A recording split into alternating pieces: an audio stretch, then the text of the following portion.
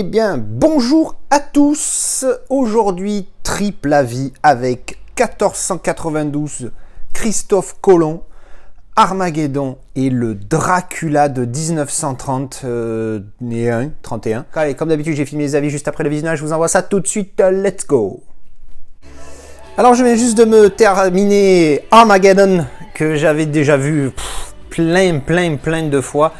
Parce que j'adore ce genre de film en mode catastrophe spatiale, hein, genre Astéroïde, Deep Impact, Armageddon, tout ça, c'est que des films que j'aime beaucoup. J'aime particulièrement la préparation de avant la mission finale ou après la catastrophe, comme dans Astéroïde. Alors c'était un téléfilm un petit peu fatigué, mais bon, la préparation était bien avant la découverte de la comète, etc. Comme dans Deep Impact, hein, la première partie du film est aussi bonne que la seconde. Donc c'est vraiment quelque chose que j'aime beaucoup dans ce genre de film. Et Armageddon, franchement, c'est une référence. Mais alors, putain, tout le film, tu passes ton temps à te dire, putain, mais les Américains, le melon qu'ils ont, les mecs, c'est un truc de malade. Tu vois des drapeaux américains de partout. Évidemment, il y a une mission pour sauver la planète et c'est que des Américains qui embarquent. Alors à un moment donné, ils placent un Russe parce que bon, il faut bien faire plaisir à la Russie de temps en temps. Mais oh là là, c'est cliché. Le président américain qui fait son speech, qui est écouté dans tous les pays du monde, même dans les pays où soi-disant les Américains ne sont pas aimés comme par hasard. Enfin, mais du cliché, genre c'est les meilleurs, c'est les plus forts. Putain, ça te vomit le cliché américain et le rêve américain de merde à la gueule. Mais c'est là où ils sont forts, ces gros cons. C'est que, en dehors de ce côté pro-américain de mes couilles, le film, tu te régales. Il te tire les larmes. 3-4 fois, j'ai eu les larmes aux yeux parce que la musique, l'histoire, les circonstances, ce qui se passe. Voilà, c'est ça qui est un truc de fou. C'est que malgré le fait que tu te rendes compte que c'est que du putain de pro-américanisme où tu as envie de leur dire, mais les gars, redescendez sur Terre, vous êtes des êtres humains comme tout le monde. Mais en même temps, c'est Michael Bay, hein, gros blockbuster, ça pète dans tous les sens, bim bam baboum. Voilà, c'est ce que j'ai envie de dire quand je vois ce film. Disons que, pour parler de la note, disons que je vais mettre, j'avais mis 6, la dernière fois que je l'avais vu, je sais plus, ça date il y a longtemps, j'avais mis 6 sur 10. Je vais rester sur mon 6, même si je pense qu'il mérite peut-être 7. Mais ce côté pro-américain qu'on te vomit à la gueule, c'est pas possible, c'est trop. Et du coup, j'enlève un point, je mets 6 sur 10. Parce que si c'était plus humble, comme Icar, tu vois, que j'ai vu il y a pas longtemps, vous avez dû voir la vidéo d'ailleurs, c'est moins prétentieux, tu vois. Là non, là c'est tout l'inverse. Alors oui, évidemment, quand tu regardes Armageddon, tu regardes pas un film où tu te dis je vais regarder un truc intelligent, où je vais développer mon QI, etc. C'est certain. Mais quand même, il y a quand même ce petit truc, tu te dis mais putain, ça casse les... Bon, bref, voilà. Bon, ça c'est fait, ça c'est dit. Bon, ça reste un film très divertissant, du gros blockbuster à la Michael Bay, comme on aime bien. Un classique de chez classique, hein, de 1998 hein, déjà quand même.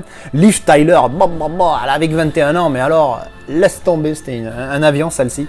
Bref, donc un bon film, ça pète dans tous les sens. En fait, je l'ai regardé, même si j'ai une pile de films que j'ai jamais vu à voir, mais si j'avais envie aujourd'hui de m'envoyer des films où ça envoyait, tout à l'heure je me suis fait Hunter Killer, là j'ai fait Armageddon, je voulais des films où ça envoyait de la patate. Pour le coup, celui-là, niveau qualité, on va parler de la qualité, bien évidemment. Il n'y a pas de 4K encore, à ma connaissance, pour ce film. Donc, je ne l'ai qu'en Blu-ray, comme tout le monde. Bonne facture. C'est un petit 4. Je vais mettre 4 quand même, mais c'est un petit 4. Il est très bon pour un Blu-ray. Franchement, je ne suis pas déçu au niveau de la qualité. C'est top. Au niveau de l'audio, ça envoie de la saucisse aussi. Mais bon, en même temps, tu regardes un film où ça pète dans tous les sens. Donc...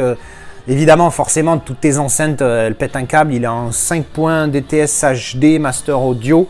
Donc, il est vraiment... Ça envoie bien du saucisson au niveau audio, c'est pas mal. Donc, voilà, une bonne qualité globale pour ce Blu-ray. Et bien voilà, ça c'était le petit avis pour Armageddon. Alors je viens juste de terminer 1492, Christophe Colomb, mon troisième film de la journée. Aujourd'hui j'étais chaud du slip. Alors un film de Ridley Scott, j'avais oublié c'était lui qui avait fait ce film-là. Donc c'est un film que j'avais déjà visionné il y a bien longtemps, mais bon je me rappelais pas de grand-chose à part une scène. Et c'est entre autres cette scène qui m'a fait, cette micro-scène, parce que ça dure 2 secondes, qui m'a fait avoir envie de revoir le film. Je sais pas si ça vous le fait, vous, des fois, vous pensez à une scène du film, vous dites putain, il faut que je revoie ce film. Même si le film est une bouse, tu as envie de revoir le film quand même. Bon, là, il se trouve que c'est pas une bouse, donc ça va. Mais grosso modo, c'est la scène où l'Indien dit quelque chose à Christophe Colomb au moment où c'est une des dernières fois où on le voit dans le film. Bref, donc bon, pour ceux qui connaissent pas le film, hein, c'est l'histoire de la découverte du continent américain par Christophe Colomb, Christopher Columbus. Donc c'est l'histoire bon, de sa vie à partir de ce moment-là, quand il décide de partir là-bas et qu'il arrive à convaincre la reine de le soutenir. Donc c'est un film assez intéressant. Après, est-ce que par rapport à la réalité, bon bah c'est comme d'habitude, j'étais pas là pour vérifier, donc c'est chaud. Mais bon, d'après ce que j'en sais, c'est-à-dire vraiment très peu, c'est assez fidèle, mais bon, voilà. Après, encore une fois, je ne saurais dire. Alors, pour information, et un petit clin d'œil assez sympathique, c'est que le film est sorti en 1992, donc pile 500 ans après, c'est quand même pas rien. Donc j'ai trouvé ça assez sympa quand j'ai vu l'affiche IMDb, j'ai vu qu'il était sorti en 1992, j'ai dit ah merde, c'est assez marrant. Bref, donc la BO de Evangelis qu'on peut entendre là derrière, je laisse pas trop écouter parce que sinon strike.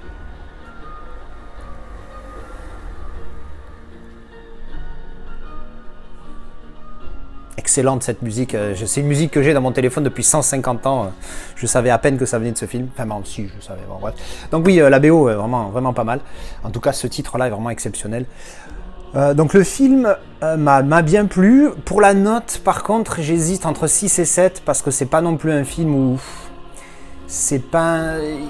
Je vais mettre quand même 7, parce que 6 ça me paraît très dur pour ce film qui est quand même vraiment bon, qui est quand même assez bien joué, que ce soit par Christophe Colomb, par Gérard Depardieu, Sigourney Weaver, même si on la voit pas trop, on la voit mais on la voit pas trop, ou les autres protagonistes du film, s'ils sont quand même assez bien joués.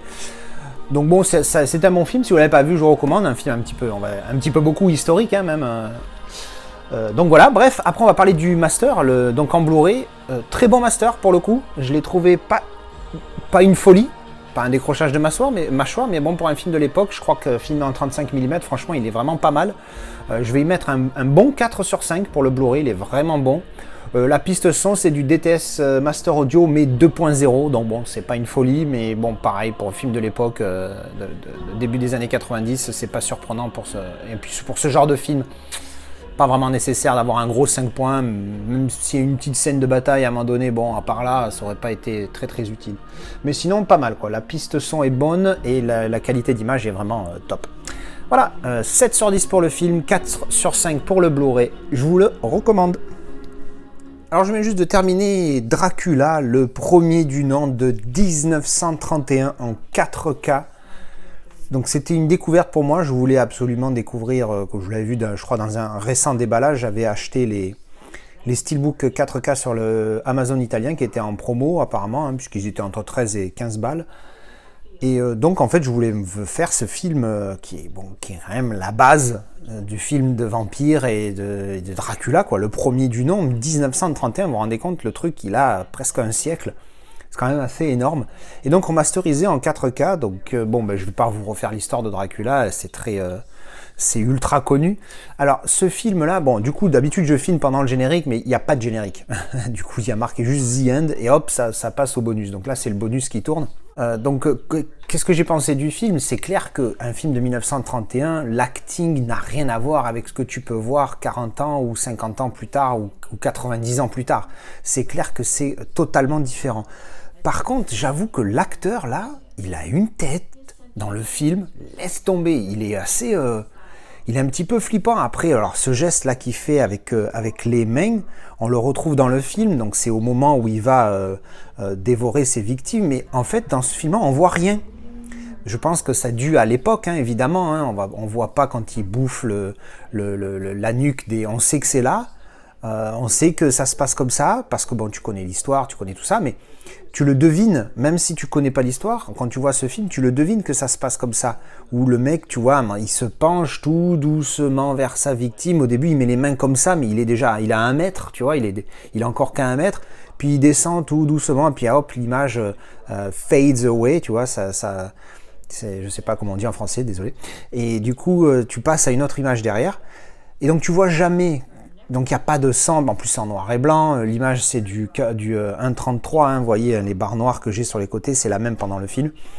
C'est assez particulier, en plus il n'y a pas de... Alors c'est du DTS Master Audio, mais c'est du 1.0, tu vois, il marque 2.0 sur le truc, mais moi j'y crois pas trop, c'est ce que le son il venait pas de droite et gauche, il venait du milieu. Mais le film, voilà, c'est assez particulier parce que tu t'as pas de musique tout au long du film. À aucun moment, au début, tu as une musique d'introduction, hein, mais qui d'ailleurs, je m'attendais pas du tout à ce que ce soit cette musique, c'est une musique ultra connue, une musique classique ultra connue.